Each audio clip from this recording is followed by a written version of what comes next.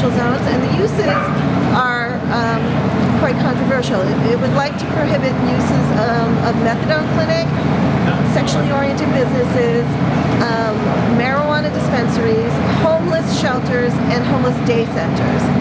So those are all fairly loaded types of uses, except for the last couple. So the reason that we're opposed to Article 5 is that this is really about Seacoast Family Promise, which wants to put a day center on Hampton Road.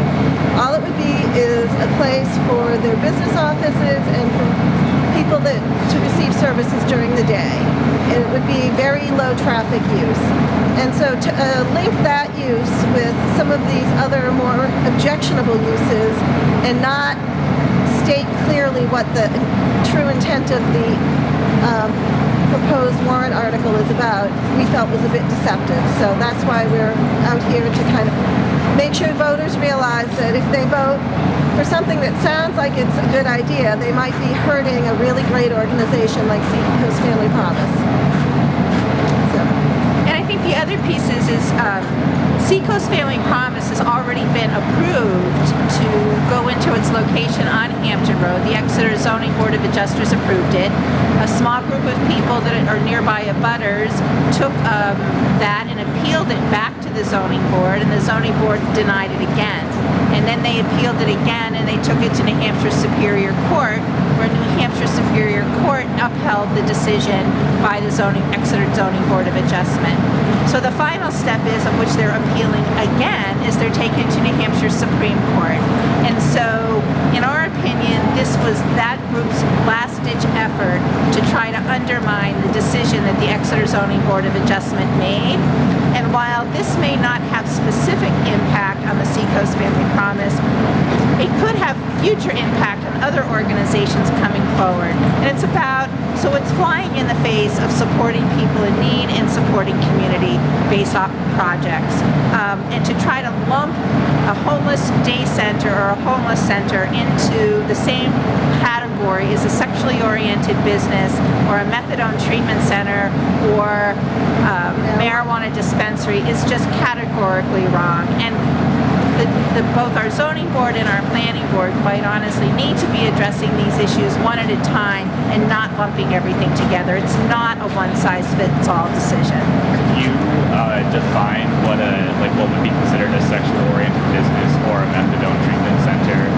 Well, that wasn't further defined in their proposition, and I don't have a definition for it, but I do know that it really has nothing to do with a homeless day center, and that they're using that as a red herring to distract people from the homeless day center, which is tacked on at the end, so that they can get that decision or that vote to rule out all of these things. And most people won't know when they look at the article and read it that the main reason that it was proposed was because of the homeless day center. Okay, so it was kind of unclear. Yes, they listed all these very scary things, and even a methadone treatment center is not a terrible thing. It's actually helping people, but the fact that they've lumped these things together and then at the very end of the article have asked, for people not to support a homeless day center, it's just a scare tactic. And it shouldn't have been handled that way.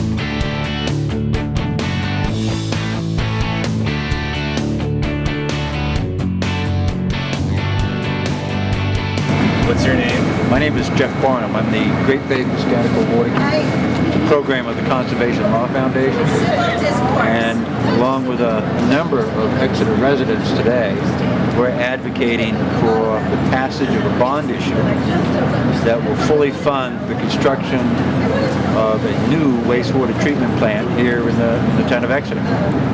Exeter's is old, it needs to be upgraded, it's currently polluting Great Bay, the Squamscott River, and this money is going to allow for that construction and operation of the new plant by sometime in 2018. How old is the current plant? Can't hear you. How old is the current plant? Do you know? I don't have a firm figure on that. Are you familiar with you know what the plant is? It's You know what 101 is? yeah, it's the big reservoir. It's four large lagoons. It's a lagoon style system. That's the present wastewater treatment system. So, So what kind of improvements would be made to it? Do you know exactly? well, it's going to be replaced with a secondary treatment plant, which is a higher level of treatment, and it will have the ability to diminish the amount of nitrogen which is being produced in the plant and going into the public waters. And it's that nitrogen in Great Bay which is having a profound effect on that ecosystem. Do you know what the nitrogen is doing to it? I'm sorry? Like what about nitrogen? Just so like people can know, like what about nitrogen is like bad for? Well, just like spilling a bag of lawn fertilizer on your front lawn, it's going to burn that lawn. Well, when you have too much nitrogen in an ecosystem, and that's the case here, you're going to promote the growth of macroalgae and nuisance seaweeds, which are going to smother out the eelgrass. And the eelgrass is that essential component of Great Bay, that ecosystem that we need back. We've lost 1,000 acres in the last 20 years out of a total of maybe 2,600 acres. So we need to get that ecosystem back in balance. And if we're not going to clean up our local waters, nobody else is. And that's why Exeter, I hope, is going to move ahead with a new wastewater treatment plant. Is this backed by any governments? The cost will fall totally to the community. There isn't any federal funding to help support the construction of a new plant. I heard the EPA, some EPA research that's involved with this that's helping. Sure. Yeah. The permit for the new plant comes from the EPA. They're the permitting authority.